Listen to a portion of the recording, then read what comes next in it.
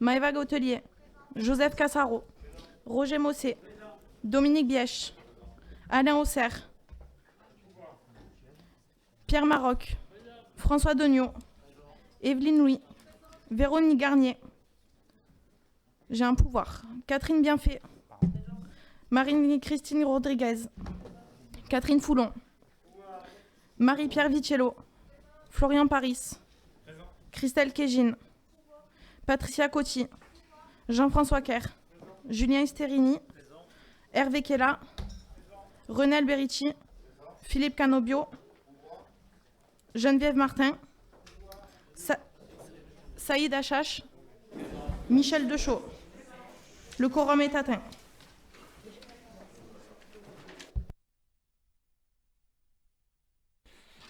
Merci Camille. Ai-je besoin de vous rappeler que ce conseil municipal est comme tous les autres, il n'échappe pas à la règle et il sera lui aussi filmé.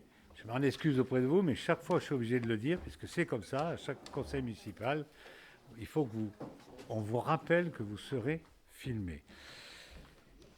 Alors tout d'abord, permettez-moi d'adresser mes premiers mots sur l'Ukraine et ces 33 jours de conflit.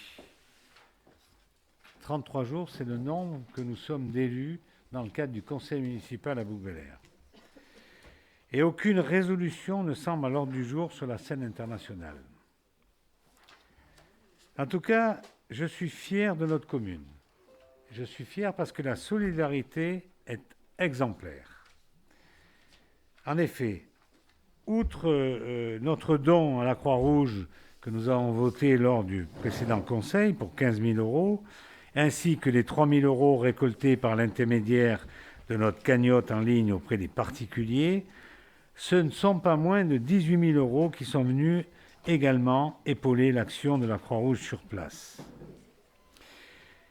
Merci également aux organisateurs, notamment l'hôtel-restaurant L'Étape, le groupe Kitchen for Six et le Rotary Club de Gardanne pour le concert solidaire donné le 20 mars dernier, qui vient augmenter cette cagnotte de 2 920 € supplémentaires.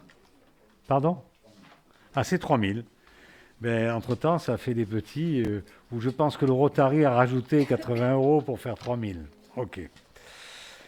De la même manière, les logements que nous avions mis à disposition de la préfecture, selon la procédure nationale qui nous était offerte pour accueillir des déplacés, n'ont pas encore trouvé preneur, faute d'une administration centrale léthargique. Nous avons, oui, puisqu'ils viennent de nous demander de citer, de nous donner un référent dans le cadre de cette opération-là. Voilà. Nous avons décidé de les mettre à disposition de réfugiés. 2 familles ont ainsi pu être identifiées et j'ai bon espoir qu'ils pourront bénéficier ou qu'elles pourront bénéficier très rapidement de ces 2 logements communaux mis à disposition pour 3 à 6 mois au titre de la solidarité. Je vous informe que la route de la Baume du Loup est enfin rendue après 2 semaines de débroussaillage pour mettre cette voie en règle avec ce qu'on appelle les obligations légales de débroussaillement. Oui, parce que c'est valable pour tous les particuliers, 50 mètres autour de leur maison, même si autour de chez eux, c'est chez le voisin, ils sont obligés de débroussailler 50 mètres autour de la maison. Mais les routes départementales, donc le département qui est le gestionnaire de ces routes, sont exactement dans la même lignée. Et on est obligé de débroussailler autour de l'axe de la route départementale. Permettez au conseiller départemental délégué de vous donner cette précision, puisque c'est ma délégation au département, entre autres. Je souhaite aussi remercier vivement les organisateurs, notamment le comité de jumelage, pour la semaine italienne qui, comme chacun le sait, a malheureusement dû être écourtée à cause du Covid. Nous en parlions tout à l'heure. J'en profite pour vous rappeler que ce virus est toujours présent et d'être très précautionneux. ce n'est pas parce que les médias n'en parlent plus, voire presque plus, qu'il s'est volatilisé. Les services communaux y sont fortement confrontés et les chiffres sur Bouc-Bel-Air, avec 151 nouveaux cas hebdomadaires pour la semaine dernière qui s'est terminée le 24 mars, ces chiffres-là, 151, ce qui veut dire c'est 1% de la population boucaine. Ce qui veut dire qu'il faut continuer à faire très très attention. Et c'est pour ça que nous avons d'ailleurs décidé de continuer à porter le masque pour donner l'exemple. Vous avez été nombreux à venir participer à l'hommage à Chet Baker pour un incroyable concert de jazz le 4 mars dernier, animé par notre belle association Jazz sous les étoiles, lors de la présentation jeudi dernier de sa programmation de l'été. Nous ne doutions pas de l'audace de Henri Bonifay et de son équipe, qui, pour notre plus grand plaisir, nous permettra de découvrir ou redécouvrir Cyril Aimé ou encore Emmett Cohen. La démocratie participative va bon train à Bouc-Bel-Air avec le lancement de tous les CCQ qui inaugurent la transparence et la concertation avec les bouquins. Je souhaite remercier tous les habitants qui s'y impliquent. Et toujours dans le même ordre d'idée que de la concertation, je vous donne l'information que j'ai donnée hier lors de la marche avec Bouc-Bel-Air Environnement, qui est celle que nous avons obtenue de la part du sous-préfet, qu'il y ait un comité de suivi officieux pour l'activité Lafarge, Holcim. Et la première réunion aura lieu tout début mai. Je rappelle que hier, Bouc-Bel-Air Environnement l'a dit, il y a 3 points qui les intéressent. Un comité de suivi. Je leur ai précisé hier que ça y est, nous avons l'accord du sous-préfet là-dessus. 2, la pérennisation de la station faite par Atmo Sud, la station de relevé odorifique, odorante, je ne sais pas quoi. Pardon ? C'est pas clair, non ? Non, Atmo Sud. Non. Ah oui, c'est ça. Voilà. Oui. Donc la pérennisation de ces stations. Et le 3e point, c'est l'arrêté de la dérogation, tout au moins la suppression de l'arrêté qui leur permet de déroger aux quotas qui sont des quotas européens. Donc le conseil de ce soir, mes chers collègues, traitera majoritairement de finances. Outre les suivis de conventions et de dispositifs, nous traiterons du vote du budget de la commune. Nous étudierons également divers points de fonctionnement courant des services publics communaux. Alors, une annulation peut en cacher une autre. En effet, après l'annulation l'année dernière pour cause de Covid et le 12 mars dernier pour mauvais temps, les chars, les danseuses, les danseurs, les animations, le goûter, les confettis seront de sortie le 30 avril prochain pour voyager à Tahiti. Le départ du défilé du carnaval se fera à 14h aux Terres Blanches. Enfilez votre plus beau déguisement et venez enfin profiter de cet événement que nous attendons depuis 2019. Je vous invite aussi à venir découvrir l'exposition de peinture et d'écrits présentée par Plumes Étoiles au château de Bouc-Bel-Air du 21 au 27 avril de cette année. Alors, les thèmes sont le cinéma, les 4 éléments et l'hymne à la nuit. Les 2 temps forts sont le samedi 23 pour le vernissage à 12h30 et le spectacle des dires et des lyres à 20h30. Pour les sportifs, le tennis club de Bouc-Bel-Air organise les 9 et 10 avril 2022, en partenariat avec le comité des Bouches-du-Rhône, un tournoi multichance TMC Dame. TMC... Pardon?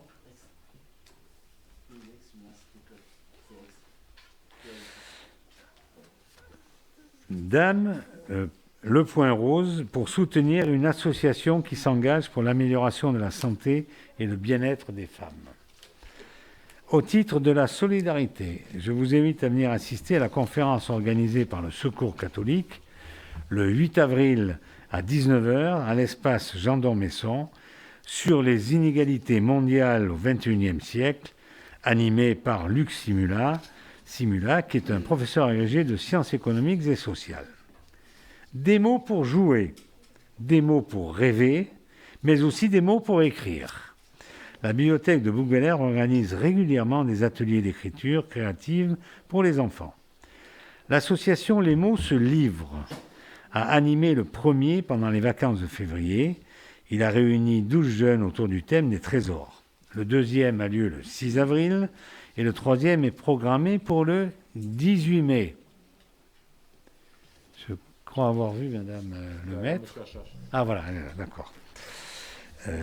Toujours pour les jeunes, je ne me suis pas trompé, toujours pour les jeunes. Suite au succès des 2 premières sessions de l'atelier chanson, une 3e session vous attend, n'est-ce pas, monsieur le premier adjoint? Vous avez entre 12 et 18 ans et vous aimez chanter. Alors rendez-vous lundi 4 avril pour l'atelier chanson pop-rock et puis pour les 12-18 ans de 18h30 à 19h30 à la Bastille de la Salle, place des Marronniers. Le prochain concert d'orgue se déroulera dimanche 3 avril à 17h avec Agnès Cosa au violon et Nicolas Lotte à l'orgue.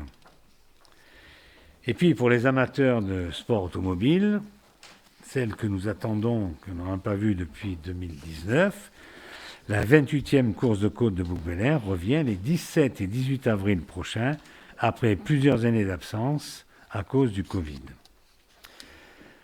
Et enfin, du 25 mars au 3 avril 2022, retrouvez l'exposition de pastels, écriture, expression libre, technique mixte des ateliers ABC d'art au château de Bouc-Bel-Air.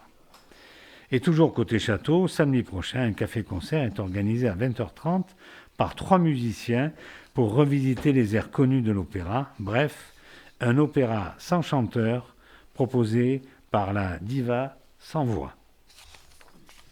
Place, mes chers collègues, à l'ordre du jour.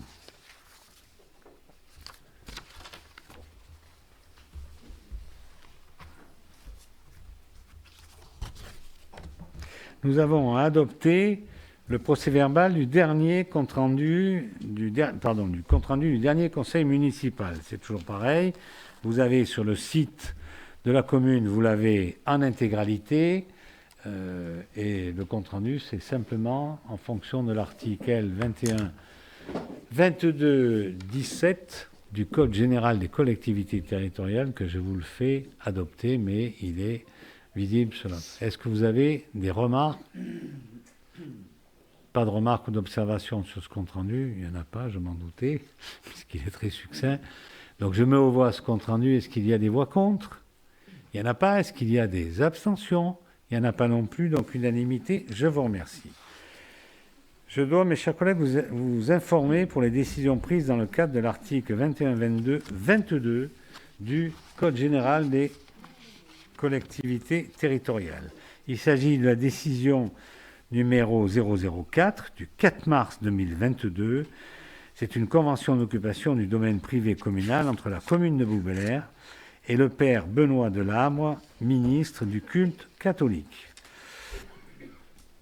Ensuite, c'est la décision numéro 5 du 7 mars, contrat administratif d'occupation du domaine privé précaire et révocable, avec Madame Sandrine Ferry.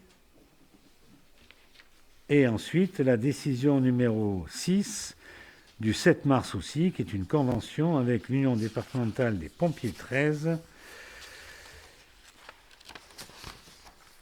qui, elle,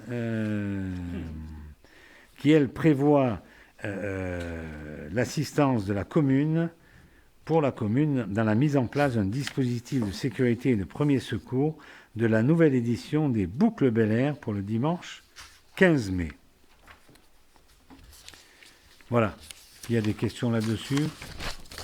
Ok, merci. Ensuite, eh bien, on va passer à la première délibération.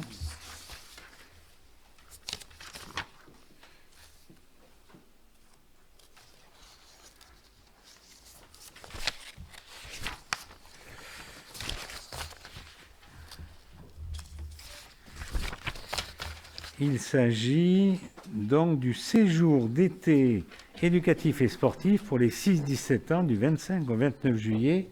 Le rapporteur est Corinne Lemeu. Bonsoir à tous, merci Monsieur le maire. Alors, c'est comme toutes les années, un séjour qui est organisé par la ville en partenariat avec l'UFCV. Et donc cette année, les enfants donc de 6 à 17 ans pourront partir du 25 au 29 juillet à Orsières. Alors, comme toutes les années également, la ville de Bouc-Bel-Air, bien entendu, aide en fonction du revenu des parents. Donc il y a 6 tranches qui s'offrent à nous et l'aide va jusqu'à 50% sur une part par enfant de 251 €. C'est 60 enfants qui vont partir. Les inscriptions se feront à partir de la mi-juillet. Il y aura une réunion d'information avec les parents à la fin juin. Voilà. Donc, avez-vous des questions? Est-ce que vous avez des questions à poser à Corinne Lemeu? Pas de questions. Je mets aux voix cette délibération. Est-ce qu'il y a des voix contre? Il n'y en a pas. Est-ce qu'il y a des abstentions? Non plus. Unanimité. Je vous remercie. Délibération suivante. Nous allons écouter la douce voix de Yann Pertuzel qui va nous faire le bilan des acquisitions et cessions réalisées par la commune ou l'EPF au cours de l'année 2021. Merci. Merci, monsieur le maire. Bon, chers collègues, vous avez donc été destinataire de l'État. Je vais le parcourir très rapidement. S'agissant d'acquisition, de cession, plutôt de cession, avec l'EPF, il n'y en a eu aucune en 2021. En revanche, donc, de la part de la commune vers des tiers, il y en a eu 3. On parle bien des actes qui ont été passés l'année dernière. Qui concerne donc une parcelle boulevard Jules Ferry destinée donc à la création de logements sociaux dans le cadre de l'Office de foncier solidaire. Le second, la carrière du Moulin, donc à un particulier. Et le troisième, toujours à un particulier, donc sur le domaine de la salle. Et s'agissant à l'inverse d'acquisition, de vente de particuliers vers la commune, il y en a eu 2. Qui concerne donc une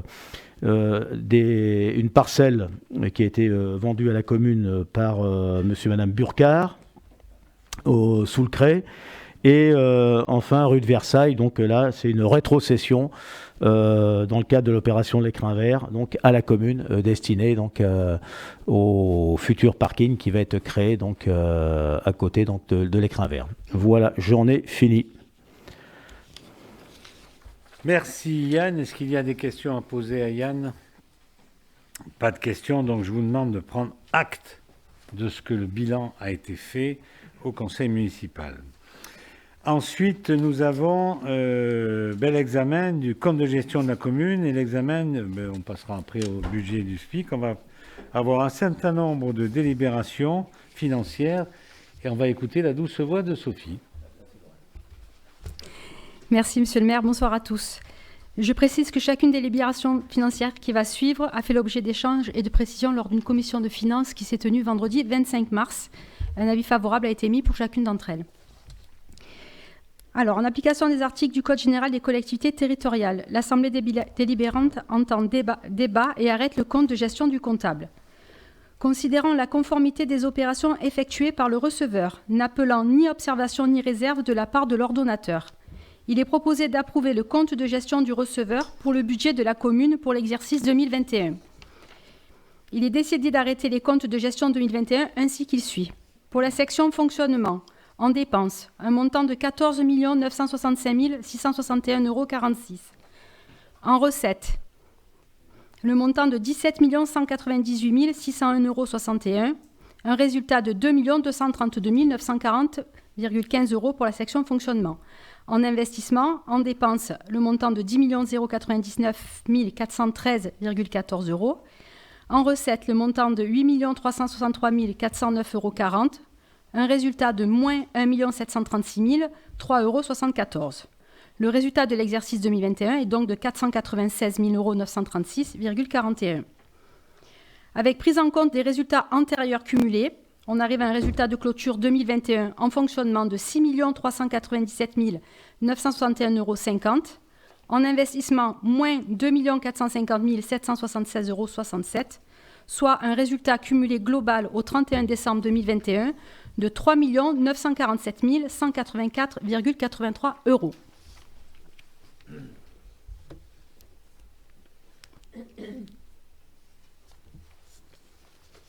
Est-ce qu'il y a des déclarations?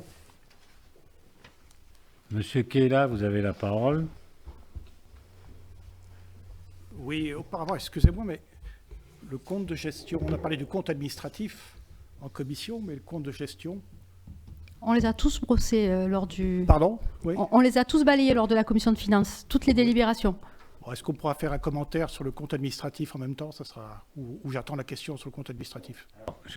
Je vous précise qu'on vote d'abord le compte de gestion qui est le compte de l'ordonnateur, qui est le compte du payeur, le trésorier, qui est annexé au compte administratif, sont les mêmes. Voilà, ça, c'est comme ça, c'est l'administration, la pour ça que je pose la question. Voilà. Donc le compte administratif, qui est le compte de l'ordonnateur, qui correspond à celui de gestion, c'est clair. Autrement, je peux vous dire qu'on en parlerait, ça serait des problèmes, si ce n'était pas les mêmes. Et donc, vous aurez, vous, évidemment, à faire votre déclaration, je comprends très bien, d'ordre politique sur le compte administratif. Je ferai une déclaration sur le compte administratif. Pardon ? Je ferai une déclaration sur le compte administratif. Exactement, c'est ce que je vous dis. Déclaration politique, vous la ferez plutôt sur le compte administratif. Okay. Parce que le trésorier ne fait qu'appliquer les décisions de l'ordonnateur. Oui, non, mais je ne conteste pas, hein, c'était simplement une simple question. Non, mais ce n'est pas une question de contestation, c'est voilà. Donc ça veut dire que si... moi j'ai connu des opposants qui votaient contre le compte de gestion. C'est remettre en cause l'honnêteté du trésorier. Parce qu'en fait, voilà. Il ne s'agit pas dans le vote d'un compte de gestion ou d'un compte administratif, il ne s'agit pas de voter sur l'exécution dans son ensemble, c'est sur l'exécution tout simplement. C'est-à-dire savoir si ça correspond bien au budget. Voilà. Donc sur le compte de gestion, donc je mets aux voix le compte de gestion. Est-ce qu'il y a des voix contre? Il n'y en a pas. Est-ce qu'il y a des abstentions? Alors il y a 3 abstentions. OK. Donc unanimité des votants. Parle-nous maintenant du compte de gestion du SPIC cimetière. Merci. Considérant la conformité des opérations effectuées par le receveur, n'appelant ni observation ni réserve de la part de l'ordonnateur, il est proposé d'approuver le compte de gestion du receveur pour le budget SPIC cimetière de l'exercice 2021. Il est décidé d'arrêter le compte de gestion 2021 ainsi qu'il suit. En section de fonctionnement, en dépenses, un montant de 98 079 €. En recettes, un montant de 94 900,20 €. Un résultat de moins 3 178,80 €. En section d'investissement, en dépenses, le montant de 57 100 €. En recettes, 38 500 €. Un résultat de moins 18 600 €. Ce qui donne un résultat de l'exercice 2021 de moins 21 778,80 €. Avec la prise en compte des résultats antérieurs cumulés, nous obtenons un résultat de clôture 2021 en fonctionnement de moins 3 178,80 €, en investissement moins 62 958,70 € et un résultat cumulé global au 31 décembre 2021 de moins 66 137,50 €. Merci Sophie. Même vote? Même vote? Même vote, merci. Ensuite, nous allons passer au compte administratif de la commune. Et je sortirai pour le vote. En application des articles du Code général des collectivités territoriales, le maire en exercice présente le compte administratif, mais il ne peut pas présider la séance de l'Assemblée délibérante au cours de laquelle le compte administratif est présenté, ni participer au vote du compte administratif. il est proposé d'approuver le compte administratif pour le budget de la commune pour l'exercice 2021. Il est décidé d'arrêter le compte administratif 2021 ainsi qu'il suit. En section de fonctionnement, alors à l'écran, vous avez la répartition des recettes de fonctionnement, mais vous les avez tous reçues chez vous en même temps que l'ordre du jour du Conseil. Donc un montant total de dépenses de 14 965 661,46 € et un montant total de recettes de 17 198 601,61 €, ce qui nous donne un résultat pour la section fonctionnement de 2 232 940,15 €. En section d'investissement, on a un total de dépenses de 11 359 807,38 €, un total de recettes de 10 465 409,40 €, soit un résultat de moins 894 397,98 €.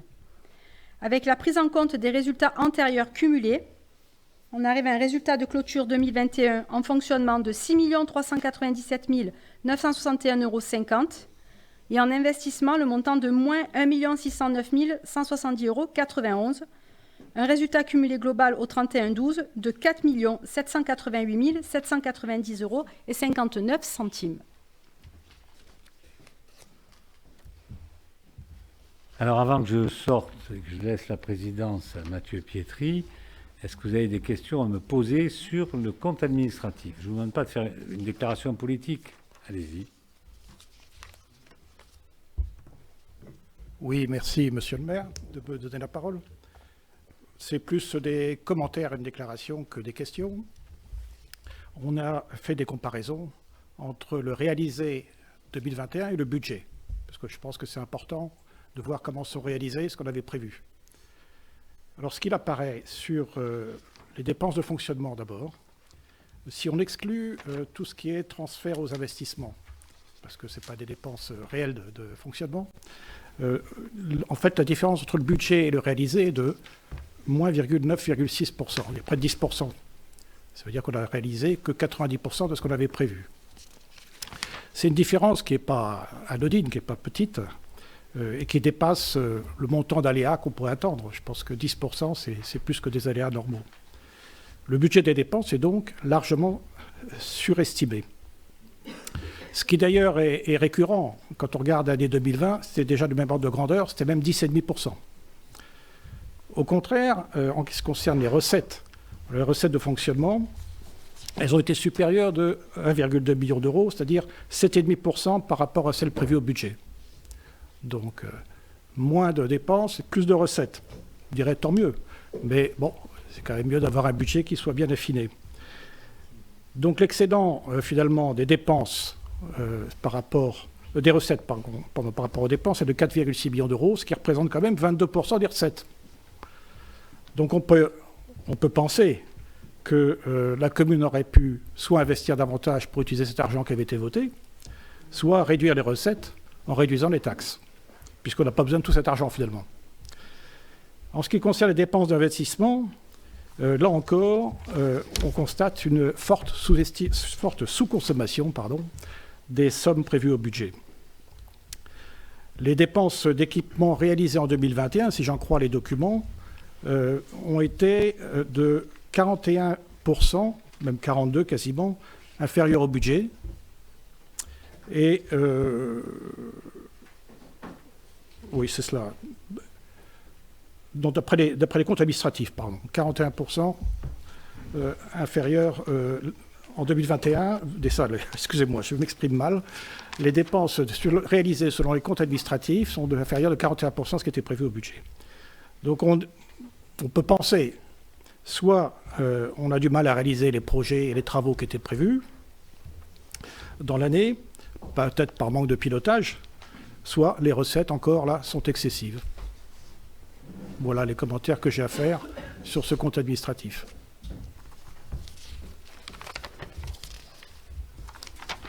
Alors, par quel bout prendre tout ça? Il y a beaucoup de remarques et d'observations.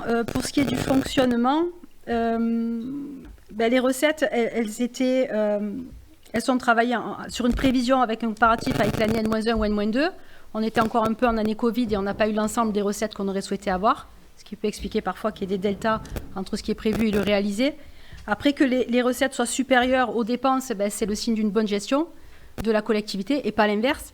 Et l'excédent de fonctionnement que nous permet de faire cette économie-là, enfin, ce n'est pas une économie, mais cette bonne gestion, il est réinvesti, ou en tout cas, il nous donne une capacité d'autofinancement et de réinvestissement pour des projets à venir. Après, pour l'investissement, effectivement, au moment où les services travaillent leurs projets, on est dans une analyse des prix à un instant T, qui n'est pas forcément celle après, qui sera le retour sur les marchés ou les offres des candidats. Donc ça peut expliquer une fluctuation de prix. Le timing également, à cause du Covid, les retards de livraison, d'approvisionnement des matières premières, fait qu'effectivement, il peut y avoir un décalage. Et c'est dans les restes à réaliser qu'on trouvera la proportion d'investissement qui n'a pu être menée sur l'année en cours. Tout ça s'explique, mais ligne par ligne, au cas par cas. Mais dans la globalité, c'est moi l'explication que je peux vous apporter aujourd'hui. Simplement, moi, j'insisterai là-dessus, sur ce que vient de dire Sophie. D'abord, les recettes inférieures aux dépenses, c'est pas possible. Pour la bonne et simple raison, c'est que le trésorier ne va pas payer s'il n'y a pas l'argent. Voilà. Voilà. Bon, donc, on a toujours des dépenses qui sont inférieures aux recettes. Voilà.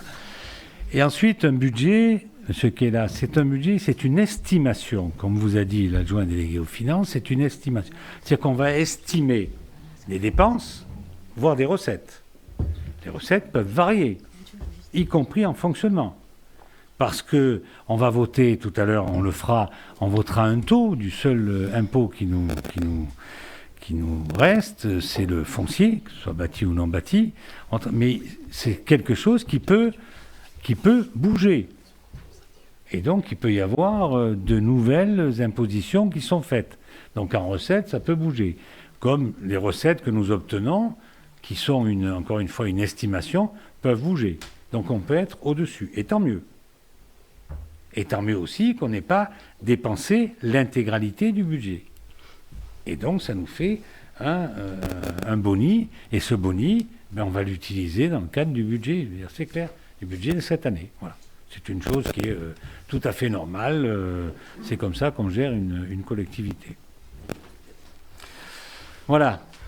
Plus de questions, donc je vais sortir en laissant la présidence au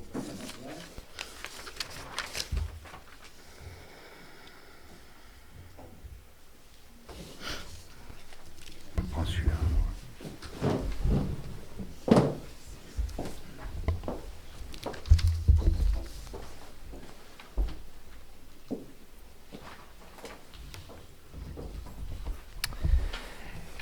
Y a-t-il des voix contre? 3. Y a-t-il des abstentions? Majorité. Merci.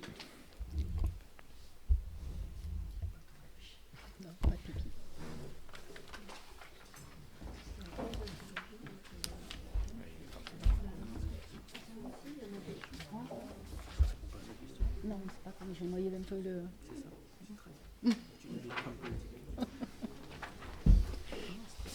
Ça va, merci. Non, c'est sûr. Bien, nous écoutons Sophie pour le compte administratif du SPIC cimetière. Il est donc proposé d'approuver le compte administratif pour le budget SPIC cimetière pour l'exercice 2021. Il est décidé d'arrêter le compte administratif 2021 ainsi qu'il suit. En section de fonctionnement, en dépenses, 98 079 euros.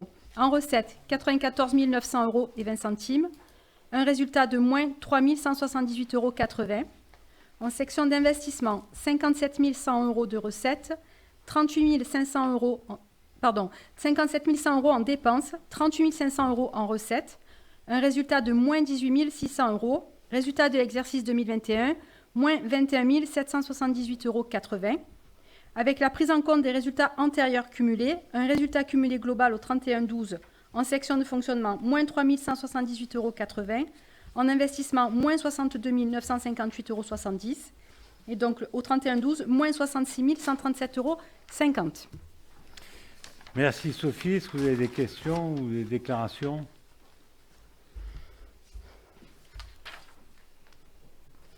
Alors, je sors. Ce soir, c'est gymnastique.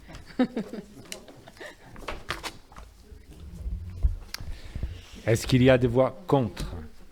3. Des abstentions? Majorité, merci. Reviens, Richard.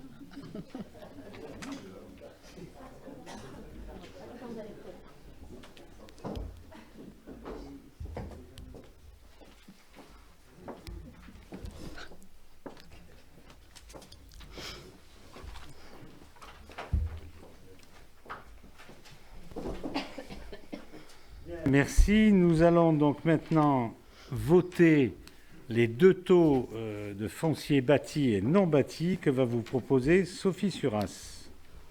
Alors, 2 taux en effet, car pour la taxe d'habitation des résidences principales et conformément à l'article 16 de la loi de finances pour 2020, la collectivité n'a plus la possibilité cette année de moduler le taux de la taxe d'habitation pour l'année 2022. Le taux applicable de 2020, à savoir 19,94%, sera donc reconduit en 2022 sans vote du conseil municipal. D'autre part, et malgré la baisse continue des dotations d'État, le conseil municipal propose que les taux d'imposition de la taxe foncière bâtie et de la taxe foncière non bâtie ne connaissent pas d'augmentation en 2022. Il est proposé d'approuver les taux d'imposition suivants: taxe foncière bâtie 22,79%, taxe foncière non bâtie 32,29%. Juste un commentaire. Je rappelle que le gouvernement, sous la demande du président de la République, a décidé la suppression de la taxe d'habitation, ce qui veut dire qu'aujourd'hui, nous n'avons plus que la recette de l'impôt foncier bâti et non bâti. Donc on n'a plus de recette qu'on appelle dynamique. Ou alors le dynamisme va se faire par la construction. Le fait d'enlever la taxe d'habitation, comme ça a été fait, alors évidemment on est compensé, jusqu'à quand je ne sais pas, parce qu'une loi de finances peut enlever ce qu'a fait la loi de finances d'avant, c'est clair, bien passé pour le savoir, j'en ai assez fait des lois de finances, donc je sais ce qu'il en est. Par contre, l'État donc nous compense à l'euro près, c'est vrai, mais aux recettes de 2018. Il n'y a jamais eu et il n'y aura jamais d'augmentation. Il y aura peut-être des diminutions, ce que je vous disais, parce qu'une loi de finances peut supprimer ce qu'a fait une loi de finances, une autre loi de finances peut le supprimer. Par contre, il n'y aura jamais d'augmentation à l'euro près. C'est à l'euro près. Et c'est 2018. 4 ans après, c'est toujours la même chose. Seule, il faut le dire, seule la taxe d'habitation sur les résidences secondaires continue à être perçue par la commune. Mais l'adjoint délégué vient de vous dire qu'on n'a pas le droit de bouger le taux de taxe d'habitation. Donc c'est quelque chose qui, évidemment, ne bougera pas. Soit il est payé par l'État, soit il est payé par le contribuable parce que c'est une résidence secondaire. Par contre, nous n'avons plus que le foncier bâti et le foncier non bâti. Et je note avec satisfaction qu'il vous est proposé de ne pas augmenter les taux d'imposition tels que nous pouvons les voter, c'est-à-dire sur le foncier bâti et sur le foncier non bâti. Quelqu'un souhaite avoir la parole? Monsieur Keila, vous avez la parole. Oui, vous rappelez souvent ce problème ce que vous estimez être un problème de la taxe d'habitation. Je ne suis pas sûr que les contribuables à Boubelaire s'en plaignent, mais bon, ça c'est une chose. Je pense que les gens en général se satisfassent assez facilement de ne plus avoir la taxe d'habitation à payer. Alors après, vous dites qu'elle n'est pas dynamique. Alors, c'est vrai que vous ne pouvez pas toucher au taux. En revanche, étant donné que la compensation de l'État est faite par la reversion de la part départementale de la taxe des impôts fonciers, vous avez une mise à jour qui se fait automatiquement par la mise à jour des bases. Comme cette année, ça va être le cas. Bon, et une augmentation de 3,4%, qu'on peut quand même, les contribuables seront intéressés à savoir.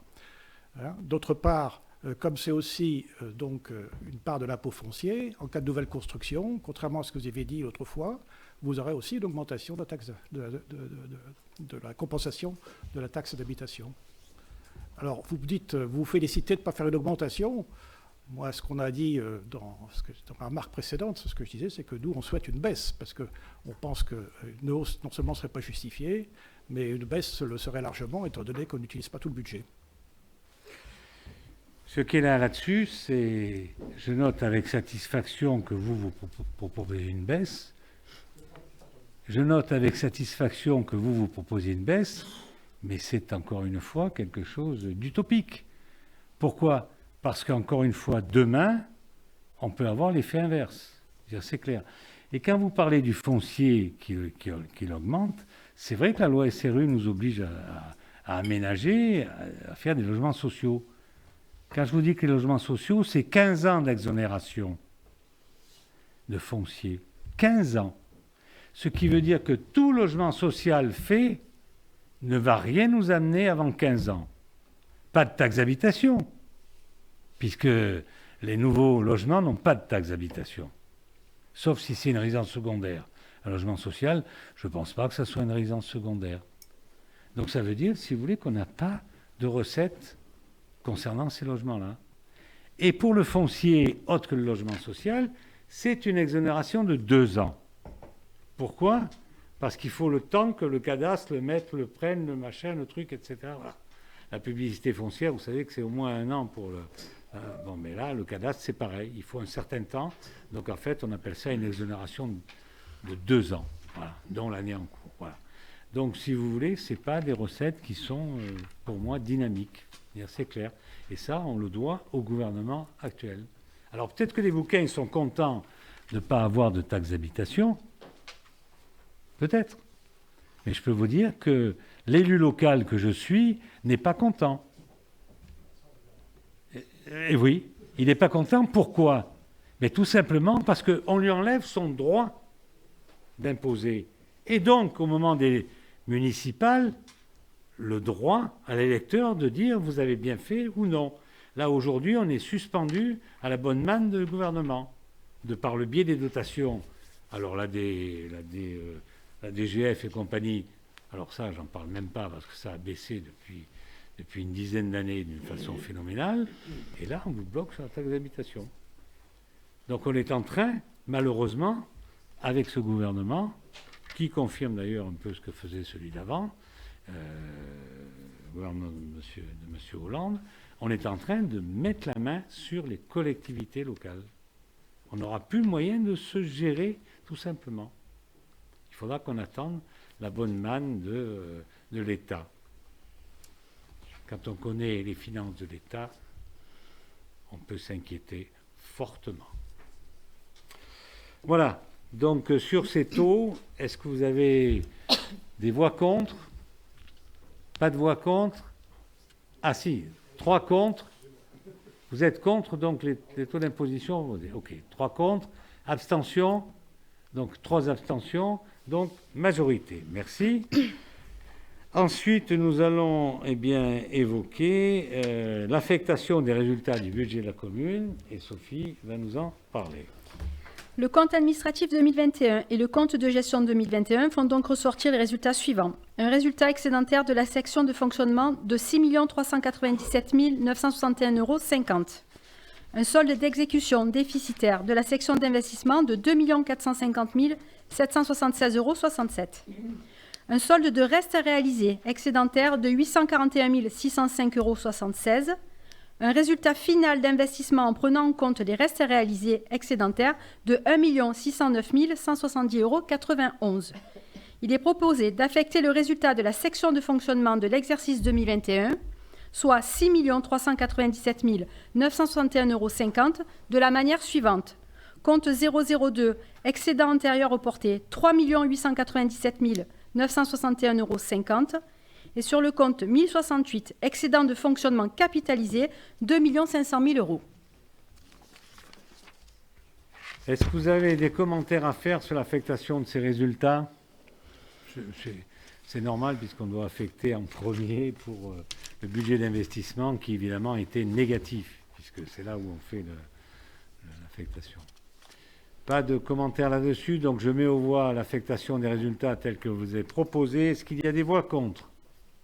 Pas de voix contre. Est-ce qu'il y a des abstentions ? 3 abstentions, donc unanimité des votants. Merci. Ensuite, nous allons écouter Sophie qui va nous parler du budget primitif 2022 de la commune. Alors, quelques notions pour mieux comprendre le budget primitif. Le budget est un acte juridique qui prévoit et autorise les recettes et les dépenses pour l'année. La commune de Bouc-Béliard vote ses budgets par chapitre et dispose d'un budget annexe, le SPIC cimetière. La structure d'un budget comporte différentes parties, la section de fonctionnement et la section d'investissement, qui se composent chacune d'une colonne dépenses et d'une colonne recettes. La section de fonctionnement regroupe toutes les dépenses nécessaires au fonctionnement de la collectivité et toutes les recettes que la collectivité peut percevoir. La section d'investissement, elle, comporte en dépenses le remboursement de la dette et les dépenses d'équipement de la collectivité, en recettes les emprunts, les dotations et subventions de l'État. Le budget primitif de la commune. Le projet de budget primitif 2022 s'équilibre en dépenses et en recettes comme suit. À la section de fonctionnement, 20 477 386,09 € et en section d'investissement, 14 717 986,04 €. Quand on regarde l'évolution du budget 2021, budget 2022, en fonctionnement, on note une évolution de 1,29%. Et en dépit de la conjoncture, la commune, en bon gestionnaire, a su maîtriser ses dépenses et son train de vie. En investissement, l'évolution de moins 19,86% s'explique en majeure partie par le fait que le contrat départemental de développement et d'aménagement, qui est une aide financière du département en destination des projets d'investissement des communes, arrive à son terme cette année et que la signature du prochain ne sera effective qu'en cours d'année. Quelques chiffres. Les recettes de fonctionnement représentent 20 477 386,09 €. Le chapitre 13 comprend entre autres les remboursements de rémunération et charges de personnel suite aux arrêts maladie et accidents de travail. Les atténuations de charges qui s'établissent à 165 350 € diminuent de 36,96% en 2022. Elles étaient anormalement élevées en 2021 à cause de la Covid et de ses conséquences sur la santé des agents. Chapitre 70, les produits des services qui s'établissent en 2022 à 621 491 € contre 493 968,91 € en 2021, soit une hausse de 25,82%, augmentation liée à une reprise normale de l'activité après une année de contraintes sanitaires. Chapitre 73, une hausse de 0,70%, elle est relativement stable. Le 74, les dotations et participations s'établissent à 1 477 341 € contre 1 095 000 en 2021, soit une hausse de 34%, une augmentation liée à une reprise d'activité normale, ainsi qu'à la mobilisation de la ressource PSO, prestation de services ordinaires, et surtout l'intégration de la dotation de compensation versée par l'État. Chapitre 75, c'est les autres produits de gestion courante. Il y a une légère augmentation de 3,88%. Chapitre 42, ce sont des opérations d'ordre budgétaire de l'ordre de 7 000 €. Avec un ratio de rigidité de 51% contre 60% en 2017, la commune a nettement amélioré l'optimisation de ses charges de fonctionnement. Les dépenses de fonctionnement, maintenant, elles aussi, donc, à l'équilibre, 20 477 386,09 €. Les charges à caractère général, chapitre 11, sont budgétées pour un montant de 5 288 849,40 € contre 5 046 718 en 2021, soit une hausse de 4,8%, liée principalement à l'augmentation des prix des matières premières et de l'énergie. Chapitre 12, charges de personnel, relativement stable avec une hausse de 0,63%. Ça, c'est lié à la carrière des agents qui évolue, les indices qui augmentent, etc. Donc, c'est tout à fait logique. Chapitre 65, les autres charges courantes sont budgétées pour un montant de 1 446 208 € contre 1 457 589 €, soit une légère baisse de 0,78%. À l'intérieur de ce chapitre, on retrouve les subventions aux associations qui sont inscrites pour un montant de 323 700 €. Ces subventions permettent de soutenir les acteurs locaux existants. Le montant des subventions allouées aux associations est en augmentation de 11,84% par rapport à l'année dernière et de 11,24% par rapport à 2020. Cette augmentation peut s'expliquer par le fait que cette année, nombre de projets qui n'ont pu voir le jour ou être menés à bien l'année dernière devraient l'être grâce à la fin de la crise sanitaire, on l'espère. Chapitre 66, ce sont les charges financières qui diminuent de 18,62%. Chapitre 67, charges exceptionnelles avec une légère baisse de 1,17%. Le chapitre 022, ce sont les dépenses imprévues qui s'élèvent à 300 000 €. Chapitre 23, ce sont des virements de la section de fonctionnement à la section d'investissement pour 3 815 816,87 €. Et enfin, le chapitre 42, qui sont des opérations d'ordre de transfert entre sections, qui s'élèvent à 816 741 €. Voilà pour le fonctionnement. Je vous propose de passer aux recettes d'investissement, dont le montant s'élève donc à 14 717 986,04 €. Chapitre 13, subventions d'investissement pour un montant de 3 15 428,17 €. C'est donc dans ce chapitre que se matérialise l'impact de la fin du contrat départemental et l'attente de la signature du prochain. Si nécessaire, une fois les projets déposés dans le cadre du nouveau CDDA, des décisions modificatives seront présentées en conseil municipal en cours d'année. La municipalité, cette année encore, mobilisera les concours aux investissements auprès du département, de la métropole et autres. Au chapitre 16, on retrouve l'emprunt et les dettes assimilées pour 1 900 000 €. Chapitre 10, dotation, fonds divers et réserves pour 3 600 000 €. Chapitre 40, opérations d'ordre. Et chapitre 41, opérations patrimoniales, qui totalisent un montant de 1 16 741 €. Le chapitre 45, opérations pour compte de tiers, s'élève à 1 270 000 €. Ici, on retrouve le rattrapage de la ressource non mobilisée auprès de la métropole l'année dernière au titre des conventions. Les dépenses d'investissement, donc le même montant, 14 717 986,04 €. Chapitre 16, emprunts et dettes assimilées pour 1 524 280,93 €. Chapitre 20, immobilisation incorporelle pour 884 485,55 €. On note dans le compte 20 422 la somme de 210 000 € relative à l'aide aux particuliers pour la rénovation des façades du centre ancien, financée à 70% par le département. Chapitre 21, immobilisation corporelle pour 2 839 036,89 €. Et chapitre 23, immobilisation en cours, qui s'élève à 4 985 503,80 €. On retrouve aussi en dépenses d'investissement dans ces chapitres toutes les dépenses d'équipement gérées en APCP pour 2022, pour un montant d'1 401 891,20 €. L'opération d'équipement travaux hôtel de ville pour 8 900 €. L'opération d'équipement stade du Moussou pour 21 800 €. L'opération d'équipement chapelle œcuménique, 200 000 €. L'opération d'équipement construction d'un nouveau gymnase, 380 932 €. L'équipement des terres blanches, 79 000 €. L'équipement Belle Ombre, 20 000 €. La voirie, 237 000 €. Installation et chauffage, 237 959,20 €. L'avenue Thiers, 89 300 €. L'avenue de Sauf-Cannes, 107 000 €. Et enfin, le foyer des anciens, pour 20 000 €.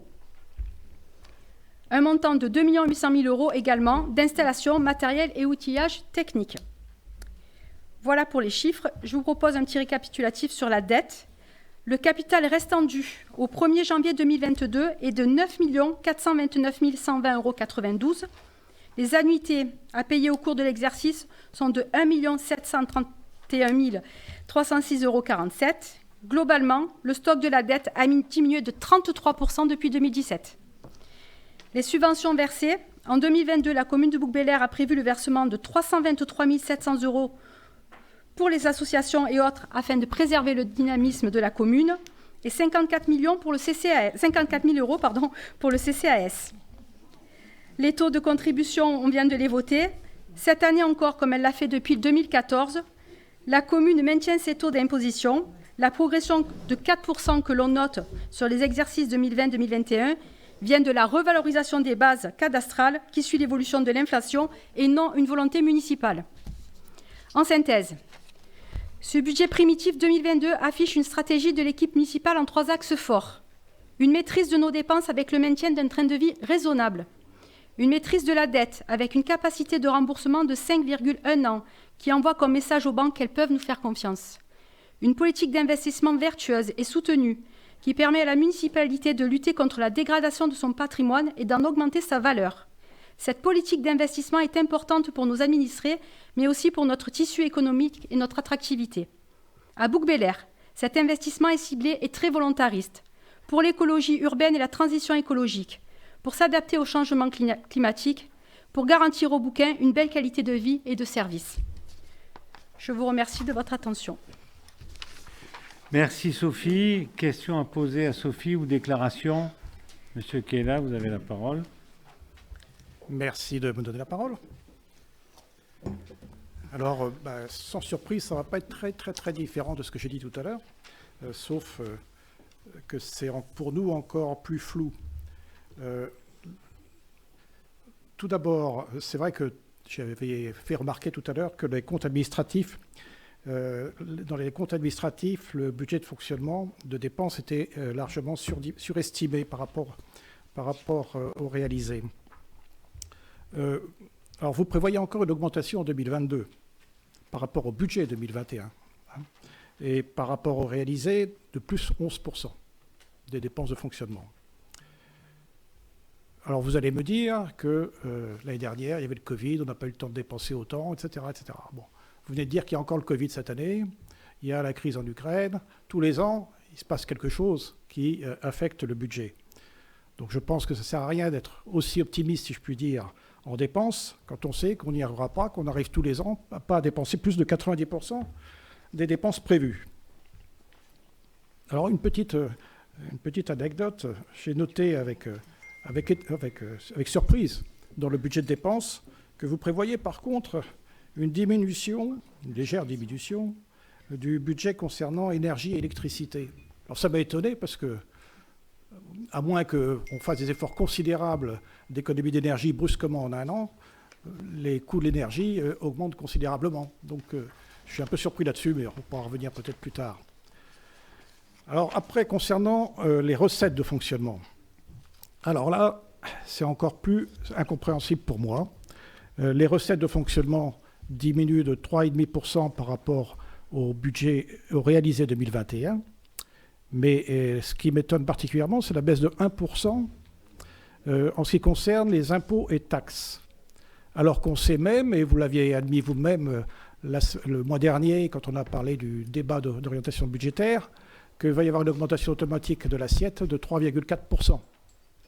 Donc j'ai du mal à m'expliquer comment au budget 2022, on va baisser par rapport au 2021, à la fois le budget et réalisation.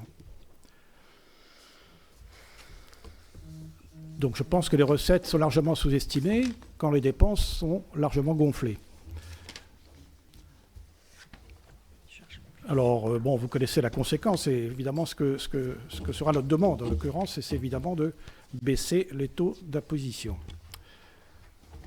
Je reviens aussi sur la taxe d'habitation, parce que vous dites à chaque fois, c'est bloqué sur 2018, etc.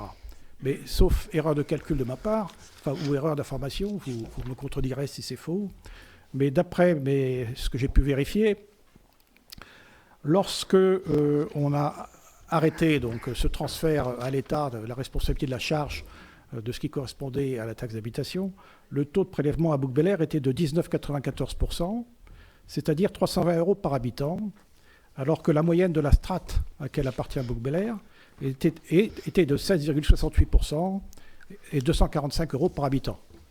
Donc il est bien heureux qu'on ne puisse pas continuer à l'augmenter, puisqu'on est déjà largement au-dessus de la strate. Après, en ce qui concerne les investissements maintenant. Alors les investissements, ils sont en forte baisse, mais principalement dus à la baisse des subventions qui sont barrées sur le budget. Vous avez souligné, après ma remarque à la commission à ce sujet-là, que c'était dû au contrat départemental de développement et d'aménagement qui n'a pas encore été signé, ni même apparemment négocié. Mais c'est quand même embêtant, parce que ça veut dire que ce budget n'est pas le budget réel, il est très loin, puisqu'on parle d'une baisse entre 42% ou 56%, suivant si on se réfère au budget précédent ou à la réalisation 2021. Donc c'est quand même embêtant d'avoir un budget qui sous-estime, alors surtout que vous nous dites souvent que vous bâtissez vos investissements en grande partie sur votre faculté à obtenir des subventions. Mais on aimerait bien savoir quand même ce que vous visez au moins. Hein, je pense qu'au moins on pourrait être informé de quelle est l'orientation, ce à quoi on peut s'attendre. Alors ça peut être hors budget, ça aurait pu être dans le débat d'orientation budgétaire par exemple. Mais on n'a pas été informé de cela à ce moment-là. On n'a pas du tout été informé pendant le débat d'orientation budgétaire que le budget ne contiendrait pas les subventions du département. Alors, en parallèle, les dépenses d'investissement, elles sont aussi assez mystérieuses. Alors, il est bien détaillé toutes celles qui sont de l'encours d'investissement, parce que là, c'est connu, mais le reste, qui représente 86% du montant de l'investissement, on ne connaît pas sa nature. Alors vous dites, oui, on va faire de l'écologie ou je ne sais pas quoi, mais bon, il n'y a rien de précis. Et ne me donnez pas d'orientation budgétaire. J'avais demandé à savoir quels étaient précisément les projets qu'on engagerait en 2022. Je pense que les habitants de Bouc-Bel-Air sont intéressés à savoir quelle est la nature précise des projets qu'on va engager en 2022. Donc tout ça, surtout sur les investissements, a beaucoup de flou pour moi. Et je vous rappelle, mais vous le connaissez bien, bien sûr, l'article 2313-1 du Code général des communautés territoriales qui prévoit une présentation brève et synthétique retraçant les informations financières essentielles jointes au budget primitif et au compte administratif afin de permettre aux citoyens d'en saisir les enjeux. Alors là, je suis désolé, mais pour moi, je ne peux pas saisir les enjeux. Donc voilà, c'est l'essentiel de mes remarques. J'en ai fini avec ça. Moi, je peux répondre sur 2 points. Par rapport à votre remarque sur les impôts qui n'augmentent que 0,70%, en fait, le chapitre 73, il n'est pas composé que des impôts. Il est composé des impôts locaux, des attributions de compensation, des taxes de droit de mutation, taxes sur l'électricité, fonds de péréquation, fonds national de garantie individuelle, taxes sur les pylônes électriques, droit de place. Donc, c'est l'ensemble de tous ces postes-là qui ne subit qu'une évolution de 0,73. Après, pour aller chercher ligne par ligne, je vous invite à aller dans le document budgétaire qui doit faire 400-500 pages. Et voilà. Mais nous, on est au plus juste et au réel, et avec toute sincérité de budget, dans la réalisation du budget. Donc, c'est les chiffres qu'on a inscrits. On ne peut pas les inventer si ce n'est pas ceux que vous attendiez. Pour ce qui est de l'électricité... excusez-moi, je peux intervenir. Je ne comprends pas bien. Sur les taxes, on a pris en compte ou pas pris en compte cette augmentation de l'assiette de 3-4%? Mais bien sûr, les services ont pris en compte probablement l'augmentation chacun... probablement, mais vérifiez, parce qu'on n'explique pas à ce moment-là que ça reste stable, que ça diminue même. Je pense qu'il faut vérifier. Surtout que j'avais déjà mentionné au rapport d'orientation budgétaire. Donc, il faut quand même que les contribuables sachent que si leurs impôts vont augmenter ou pas. Écoutez, jusqu'à présent, les services travaillent les chiffres de la même façon chaque année. On n'a jamais eu de remarques comme quoi les années précédentes, il y avait un souci.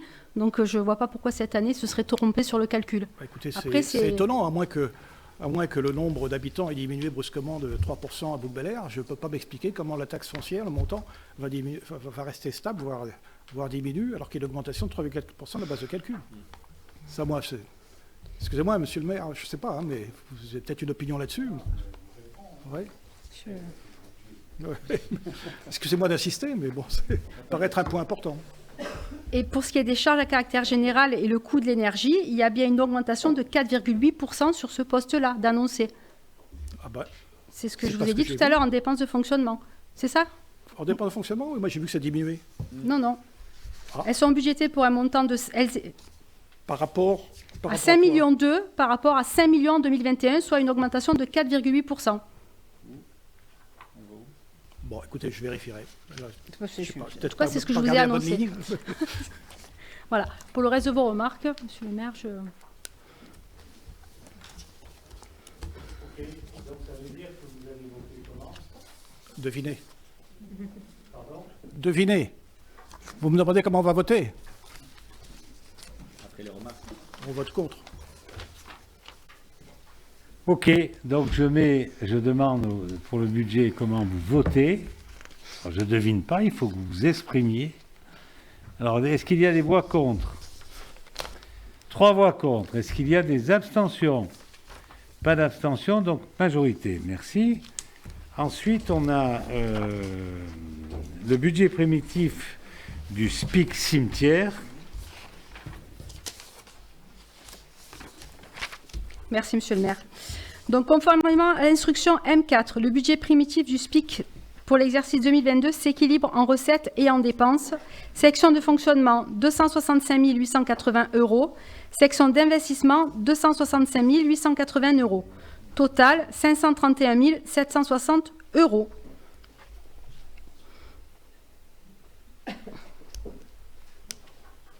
Merci, Sophie. Pas de questions, donc je mets au voie le budget SPIC cimetière. Quelque chose de positif, c'est que les cimetières, on les récupère dans le cadre de la métropole et dans le cadre de la loi 3DS. On récupère la compétence cimetière. Est-ce qu'il y a des voix contre? 3 voix contre. Est-ce qu'il y a des abstentions? Pas d'abstention, donc majorité. Merci. Ensuite, passons à la délibération suivante. Il s'agit on va changer de rapporteur. Suivi du contrat d'accompagnement municipal en partenariat avec les CCI métropolitaine Aix-Marseille-Provence, et c'est Maëva Gautelier. Merci Monsieur le maire. Donc effectivement, c'est parce qu'il y a une volonté donc de transparence de Monsieur le maire que même si la convention avec la Chambre du commerce et de l'industrie Aix-Marseille-Provence pouvait parfaitement être renouvelée par tacite reconduction, que ce soir il nous a semblé opportun de vous faire un point d'étape pour vous informer de où est-ce que nous en sommes quant aux actions qu'on met en œuvre dans le cadre de ce partenariat. Pour rappel,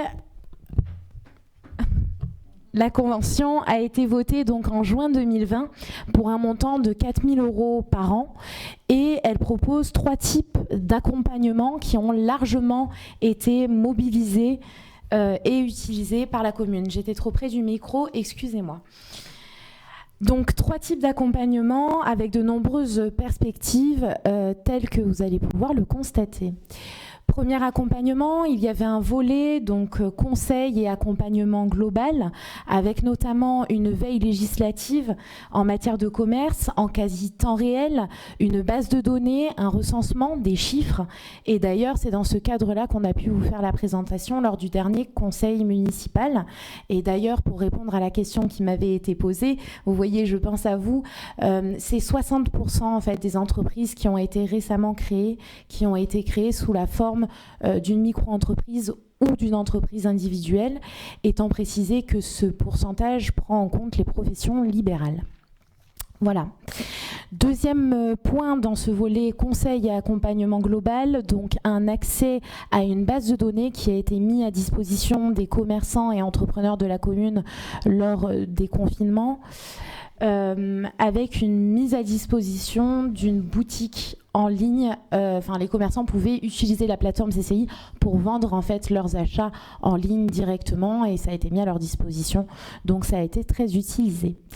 Et d'ailleurs, dans le cadre, dernière chose, dans le cadre du groupe de travail sur le centre ancien qui a été initié par Monsieur le maire avec mon collègue Monsieur Pertuzel, un diagnostic pourra très prochainement être mobilisé auprès de la Chambre et du commerce et de l'industrie pour répondre aux interrogations le moment venu, notamment quant à l'implantation des commerces envisageables. Deuxième volet de la convention, le volet animation de la vie économique globale. Alors il y a des permanences qui se tiennent, qui se sont tenues, qui ont été très appréciées par les entrepreneurs et notamment pendant la crise sanitaire pour les informer sur leurs droits et sur les aides auxquelles ils pouvaient prétendre dans ces difficultés-là. Deuxième point, il y a eu une antenne de la Chambre du commerce et de l'industrie qui est ouverte à Aix-en-Provence, qui a été inaugurée cette semaine, qui est très bien située puisqu'elle est située à proximité du parking Carnot, elle est facile d'accès et les entrepreneurs pourront y aller et s'y rendre beaucoup plus facilement que s'ils devaient aller à Marseille pour pouvoir faire leurs formalités et obtenir tous les renseignements qui sont nécessaires. Je passerai rapidement puisqu'on a déjà évoqué le sujet, mais la CCI nous a accompagnés dans le déploiement de l'opération des cartes cadeaux. Je suis désolée, j'ai l'impression d'avoir un problème avec mon micro. J'espère que je reste audible quand même. Autre point, donc sur la communication, sur les opportunités. Donc la Chambre du commerce et de l'industrie nous permet d'avoir accès à tout un certain nombre d'opportunités sur lesquelles on peut communiquer ensuite auprès des entrepreneurs. Et je vais vous donner 2 exemples qui pourraient intéresser particulièrement les entreprises de notre territoire en ce moment. Le premier, c'est l'aide pour les exposants des salons français. Donc c'est-à-dire que la CCI porte un dispositif qui permet aux entreprises qui souhaitent exposer sur des salons en France, donc n'importe lesquels, d'avoir une prise en charge de la moitié des frais de location et d'inscription pour pouvoir les aider à se relancer dans cette période compliquée. Deuxième exemple, le plan de résilience par rapport à la situation en Ukraine. Donc la CCI porte aussi un dispositif qui est très intéressant qu'on va relayer, nous l'avions déjà évoqué, pour pouvoir aider les entreprises de la commune qui ressentent des difficultés, et notamment des difficultés d'approvisionnement avec les délais du fait de la crise en Ukraine. Et pour vous donner des exemples, les PGE pourront être maintenus pour les entreprises les plus touchées. Il va y avoir des aides spéciales pour les entreprises dont les dépenses d'énergie pèsent plus de 3% du chiffre d'affaires, ou des remises de carburant pour les entreprises de transport. Donc là, il y a beaucoup d'entreprises sur la commune qui sont touchées, et c'est dans le cadre du partenariat avec la Chambre du commerce et de l'industrie qu'on va pouvoir les accompagner et les informer en temps réel si nécessaire. Évidemment, il y a aussi des perspectives de développement de projets, toujours en appui de ce partenariat. La CCI peut nous apporter son soutien dans le développement de projets. Et d'ailleurs, la commission municipale développement économique va bientôt se mettre au travail, et notamment pour envisager la faisabilité d'un salon de l'entreprise sur la commune, mais également l'éventualité de sujets tels que les boutiques à l'effet, les boutiques éphémères, et un accompagnement dans la transition écologique des commerçants qui a déjà été initié, notamment avec l'opération Commerce engagé. Donc voilà, donc bien que cette convention n'appelle pas au vote, il semblait opportun de vous faire un point, et je vous remercie pour votre attention. Merci Maëva. Donc, en fait, on n'a pas à voter. Simplement, c'était un bilan de la Convention. Donc, je vous demande de prendre acte de ce bilan. Ensuite, nous avons prochaine délibération, c'est la nouvelle convention avec l'association 4 pattes sur mon cœur, relative à la campagne de capture. Et c'est Jo Cassaro qui va nous raconter tout ça.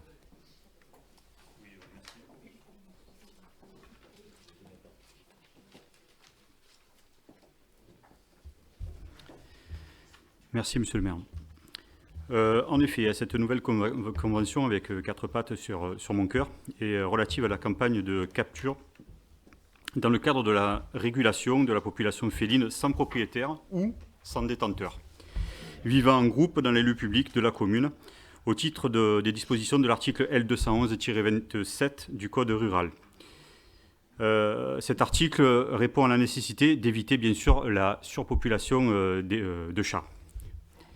La présente convention a donc pour objet de fixer simplement le rôle de chacune des parties, les conditions de capture, le tarif des actes chirurgicaux pratiqués par le vétérinaire avec lequel on travaille depuis de nombreuses années, et le montant, bien sûr, qui est alloué à cette réalisation. Cette année, il sera de 2 000 €. La durée de la convention, bien sûr, et cette durée sera d'1 an, puisque c'est une nouvelle association avec laquelle nous allons travailler désormais. Je demande donc au conseil municipal d'approuver la convention ci-jointe, donc vous avez tous pris le temps de lire, avec le groupement de vétérinaires de la clinique de la Mounine et l'association de protection animale 4 pattes sur mon cœur. Merci Jo. 4. Est-ce que vous avez des questions à poser à Jo Cassaro pour cette délibération? Pas de questions. Je mets aux voix cette délibération. Est-ce qu'il y a des voix contre? Il n'y en a pas. Est-ce qu'il y a des abstentions? Non plus. Unanimité. Merci. Ensuite, on va changer de rapporteur. Dominique Bièche et sa douce voix va nous parler de l'aide aux administrés pour l'électrification des vélos, avec un bilan pour l'année 2021 et la reconduction pour l'année 2022. Merci, Monsieur le maire. Bonsoir à tous. Donc, je vais vous parler mobilité douce que la commune souhaite favoriser, et notamment les déplacements à vélo. Donc, je vous rappelle qu'en 2021, une opération avait été lancée, on va dire qui était une opération un peu de test, entre le 1er septembre et le 30 novembre, qui consistait à proposer à nos concitoyens d'électrifier leurs vélos classiques, plutôt que d'acheter des vélos à assistance électrique, ce qui avait un triple avantage. C'est d'une part que ça avait un impact environnemental, parce que ça faisait des vélos qui évitaient de rouiller au fond du garage et jusqu'à leur obsolescence. Deuxièmement, ça avait un impact financier pour nos concitoyens parce que ça leur évitait un investissement dans un vélo à assistance électrique. Et troisièmement, un impact économique parce que ça permettait à des artisans locaux de procéder à ces équipements. Donc, en termes de bilan, sur 2021, pendant cette période test, il y a 8 dossiers qui ont été traités. Il y en a 2 qui sont toujours en attente et 4 pour lesquels une sollicitation a été reçue. J'ajouterai une chose, et c'est un euphémisme, les retours que nous en avons sont extrêmement positifs. Donc l'idée, c'est de renouveler l'opération en 2022 à hauteur d'une vingtaine d'équipements, sachant que l'attribution de l'aide de 200 € par équipement est bien bordée, puisque c'est un équipement par foyer. C'est que l'équipement doit répondre doit respecter le cadre réglementaire. Je citerai par exemple en particulier des moteurs bridés à 25 km/h maximum. Et que chaque dossier comprendra 4 pièces justificatives, RIB, devis du prestataire, demande de subvention et signataire du règlement qui concerne ce dispositif. Donc ce que l'on soumet à votre vote, c'est 20 équipements à raison de 200 € de subvention par équipement pour l'année 2022. Est-ce que Dominique Bièche a été suffisamment clair? Je le pense, mais vous pouvez avoir des questions à lui poser, non? Non? Oui. Monsieur Albérici, vous avez la parole.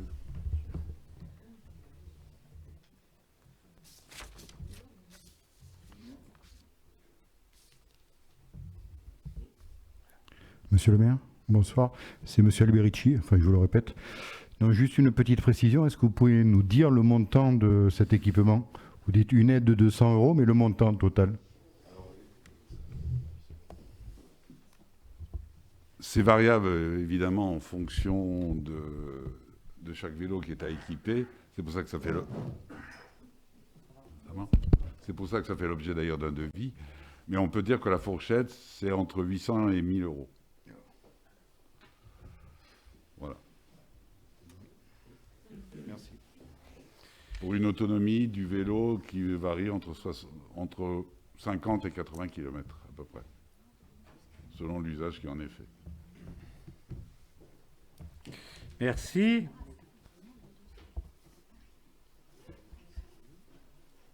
Pas d'autres questions, donc je mets aux voix cette délibération. Est-ce qu'il y a des voix contre? Il n'y en a pas. Est-ce qu'il y a des abstentions? Il n'y en a pas non plus. Unanimité. Je vous remercie. Dominique, tu nous parles aussi de la candidature au label Territoire durable, une COP d'avance à la région sud.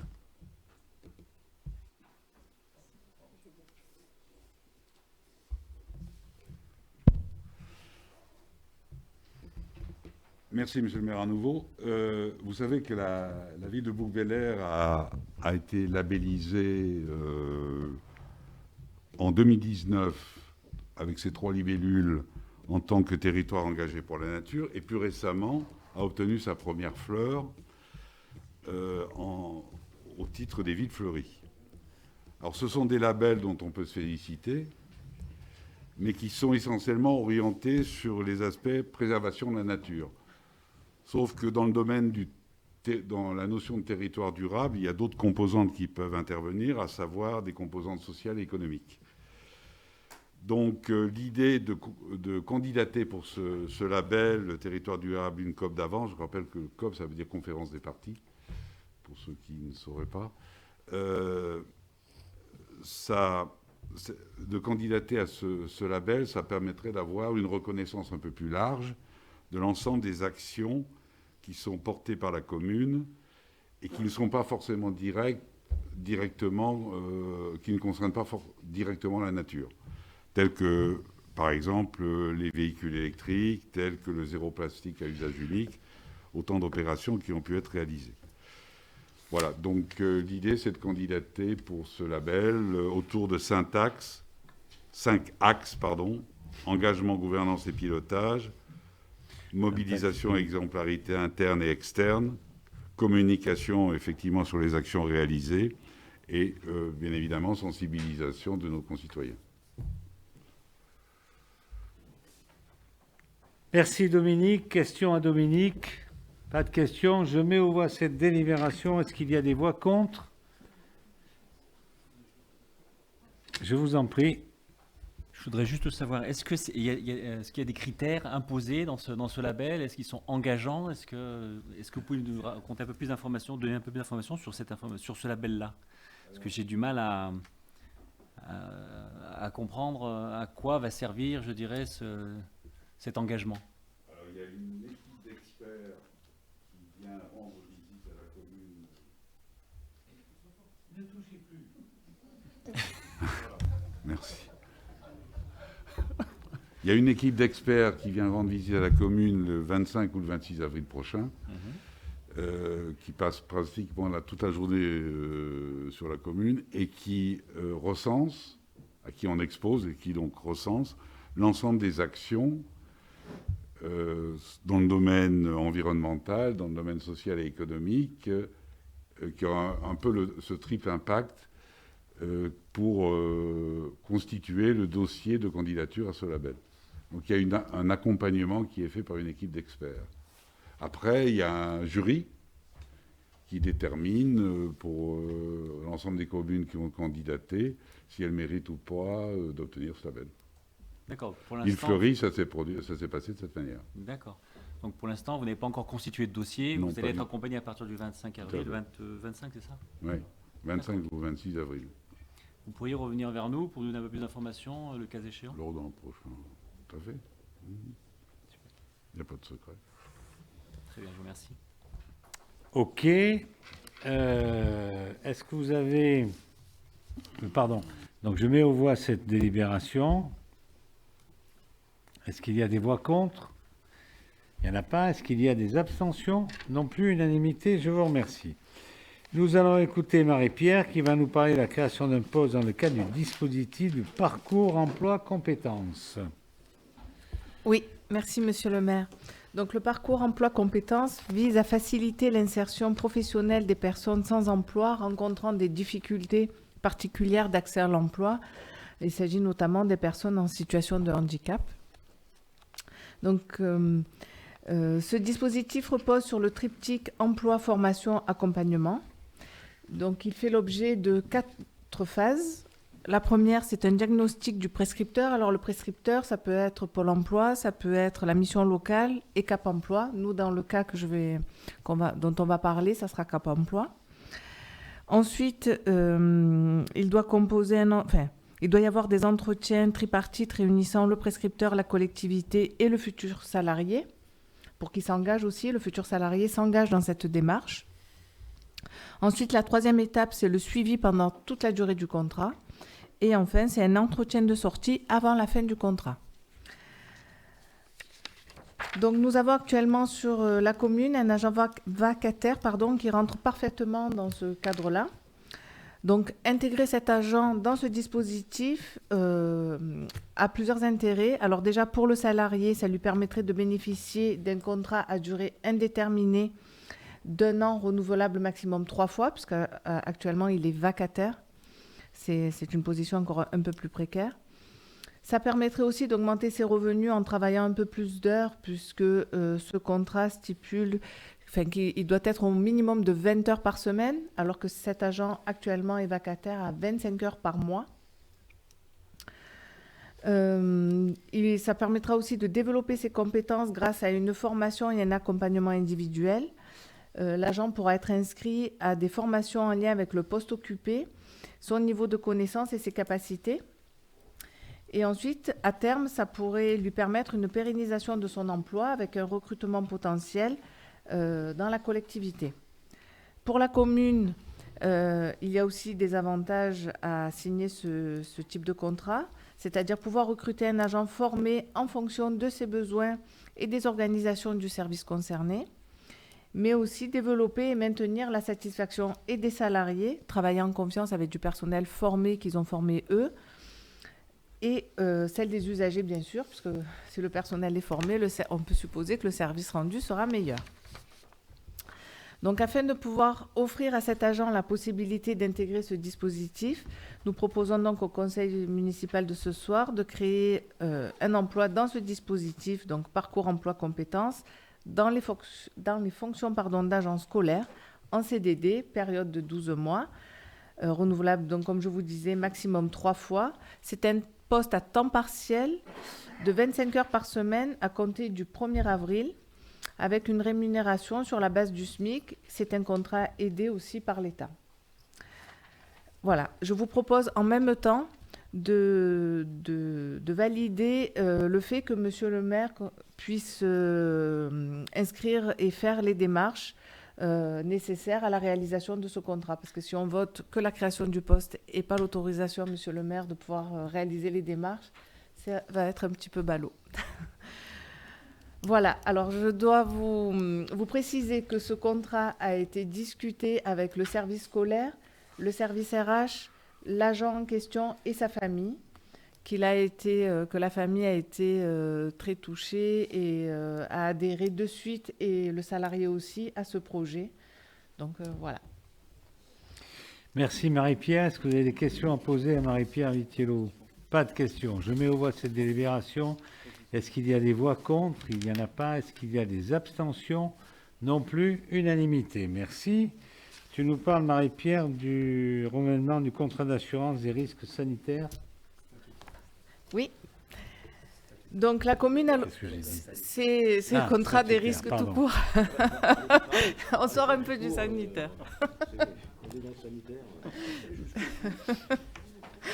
Donc la commune a l'obligation de contracter un contrat d'assurance pour les risques, comme par exemple pour les accidents de travail, les accidents de trajet, les maladies professionnelles, les congés de longue maladie. Donc la commune a l'obligation de mettre en concurrence les divers partenaires qui proposent ces contrats, mais elle a la possibilité de se rallier à la mise en concurrence que fait le CDG 13 pour elle, en fait. Donc nous vous proposons ce soir de valider le fait que la commune mandate le CGD pour réaliser cet appel d'offres pour un coût d'environ de 3 700 € qui comprend le courtage et la gestion du dossier. Ensuite, il y aura une deuxième délibération qui sera nécessaire pour adhérer, bien sûr. Là, c'est juste pour le mandat de recherche. Merci Marie-Pierre. Est-ce que vous avez des questions à poser à Marie-Pierre Vitiello? Pas de questions. Je mets aux voix cette délibération. Est-ce qu'il y a des voix contre? Il n'y en a pas. Est-ce qu'il y a des abstentions? Non plus. Unanimité. Je vous remercie. Nous en avons fini avec l'ordre du jour. Par contre, nous avons deux questions diverses. Une, c'est une question posée par la liste pour que vive Bouc-Bel-Air. La question sur certains habitants de la commune ont été contactés par une enquête téléphonique au cours de laquelle ils se sont vus poser des questions sur ce qu'ils pensent de l'action du maire, sur les missions du SIGV ou sur l'éventualité de la fusion des trois communes de Bouc-Bel-Air, Cabriès et Simiane.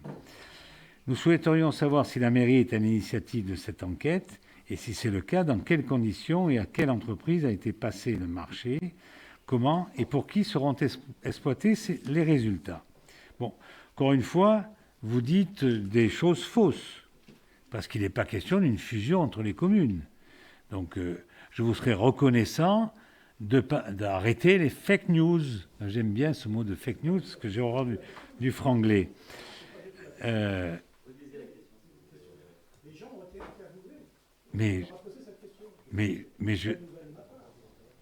Mais c'est votre interprétation, donc arrêtez les fake news. On ne leur a pas dit que les communes allaient fusionner. Je suis navré. Non, mais non, vous n'avez pas été interrogé, vous ne le savez pas. Bon, peu importe. Ce sondage intervient tout simplement dans le cadre de la redistribution des compétences de la métropole vers la commune. Vous suivez l'actualité législative, je n'en doute pas. Vous êtes plus ou moins proche de la majorité, donc vous connaissez la loi 3DS qui a prévu, et on a d'ailleurs, donnez-moi grâce, nous avons fait une commission plénière du conseil municipal sur cette loi 3DS. Et je vous ai redit un certain nombre de choses qu'il y allait y avoir une redéfinition des compétences, un retour des compétences aux communes. Donc, on va avoir à se prononcer là-dessus. Donc, dans ce cadre, la métropole requiert l'avis des usagers parmi les syndicats, les différents syndicats à vocation unique. C'est ce qu'on appelle un SIVU. Il y en a 22 dans le département des Bouches-du-Rhône, voire syndicat multiple. C'est un SIVOM, syndicat à vocation multiple, qui existe sur son territoire départemental pour réfléchir au bon degré d'exercice des compétences. Pour votre parfaite information, il existe dans notre département 3 SIVOM. Un, on appelle ça de l'Arc à l'Étang, où il y a 5 communes. Le syndicat intercommunal du Grand Vallat, où il y a 3 communes. Et enfin, le syndicat SIVOM du Haut de l'Arc, où il y a 10 communes. Et nous en avons profité pour inclure une consultation sur le niveau de satisfaction des administrés sur l'action municipale, dont je me ferai une joie de vous communiquer les résultats une fois qu'ils seront en ma possession. Évidemment, si vous me faites la promesse de ne pas raconter n'importe quoi après. Alors, là, par contre, vous verrez dans le sondage qu'il n'y a pas du tout écrit. Voilà. Bon, quoi qu'il en soit, c'est l'IFOP qui a fait ce sondage et que ça ne coûtera rien à la collectivité locale. Voilà. Sur la deuxième question, parc à vélo, on en a parlé tout à l'heure un petit peu. Afin de favoriser l'utilisation du vélo à Bouc-Bel-Air, comme la mairie envisage de le faire dans son plan directeur, nous pensons qu'il est indispensable de mettre en place des parcs à vélo, certains couverts et sécurisés, sur notre commune, devant tous les établissements communaux ouverts au public, les parkings d'échange intermodal ou les espaces commerciaux et de loisirs. Nous souhaiterions savoir ce qui est envisagé dans le cadre de ce plan directeur. Je suis ravi que vous reconnaissiez enfin notre travail en matière de développement des modes de déplacement doux. Permettez-moi de vous le dire, ou décarboner, contrairement à ce que vous avez affirmé il y a peu. Et je tiens à remercier l'ensemble des services municipaux, sous l'impulsion de Dominique Bièche, pour la conduite de ce dossier avec le précieux concours de l'ADAVA. Vous connaissez l'ADAVA. Bouc-Bel-Air, là aussi, contrairement à ce que vous aviez annoncé. Comme quoi, les fake news sont monnaie courante chez vous. Et je vous propose de faire la demande à la métropole pour connaître les modalités pour bénéficier de ces équipements dans le cadre de son plan vélo. En effet, elle exerce cette compétence et dispose de budget pour cela. Et je suis bien placé pour vous le dire, puisque j'ai créé la délégation de l'électromobilité en 2014 et pendant 2 ans, un peu plus de 2 ans, à la communauté du Pays d'Aix, et ce qui m'a permis, dans le cadre de cette délégation, de favoriser l'implantation de 3 premiers relais ou abris vélo pour la gare SNCF d'Aix, et y compris la gare de Simiane aussi. Donc, si vous voulez, en tout cas, on va attendre ce que va dire la métropole dans le cadre de son plan vélo, et on verra après. Mais en tout cas, aujourd'hui, ce n'est pas notre compétence. Alors, c'est vrai qu'on se plaint du fait qu'on nous a supprimé les compétences, on va en retrouver, ne serait-ce que vraisemblablement, je dis bien vraisemblablement, la compétence piscine. Si demain nous récupérons la compétence piscine, est-ce qu'on fait en sorte qu'avec la commune de Simiane et la commune de Cabriès, on la mette sur le SIGV, ou est-ce qu'on va, nous, récupérer cette compétence, nous, communes? Je ne sais pas. Donc il va falloir qu'on regarde ça de près, parce que ça veut dire un impact financier notoire, parce que je pense qu'une commune, une piscine comme ça, dans la gestion de fonctionnement, c'est de l'ordre de 600 €. Par contre, on sait qu'il y a 1,6 million d'investissements à faire dedans. Donc voilà. Donc à la limite, ça va être la discussion du bout de gras dans le cadre de la collecte, si on la récupère demain, dans le cadre de la collecte avec la métropole.